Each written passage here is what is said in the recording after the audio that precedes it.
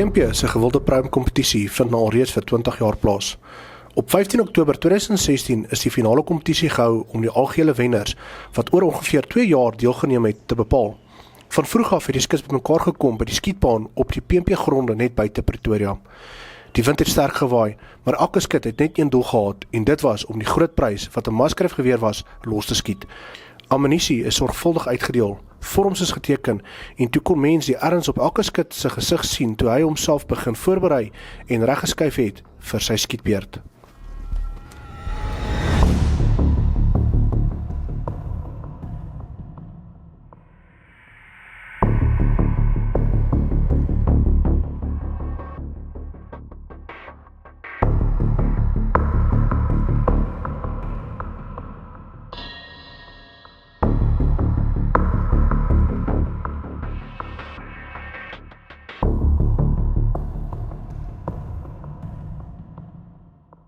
Die skote het aanhoudend geklap en die skits is met reëlmaat omgeruil om almal 'n kans te gee.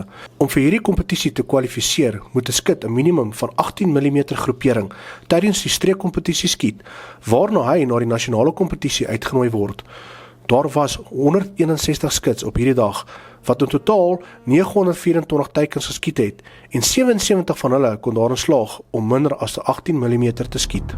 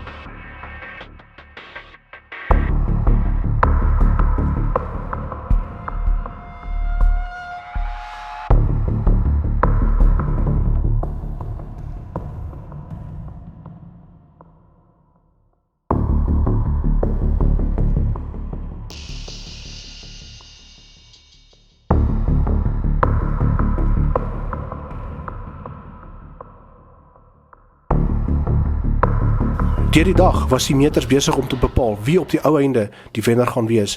Daar is gemeet en weer gemeet en die uitslae is in die blikbrein gevoer om dit te verwerk.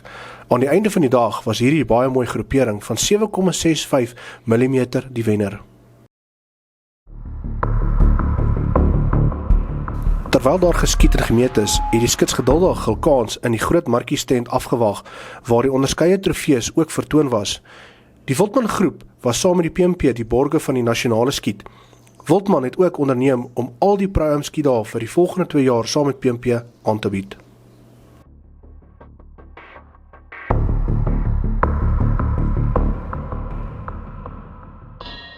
Toe dit uiteindelik tyd was om die pryse uit te deel, is wenners in elke kaliber afdeling aangewys, maar die man van die dag was Driekus Fourie, wat die gesogte pruim trofee, sowel as die maskryf 243 met sy mooi groepering van 7,65 verower het. Oor 2 jaar is dit weer sulke tyd, en wie weet, miskien is dit jou beurt. Lees die Desember uitgawe van Wildland om die volledige artikel en uitslae te sien.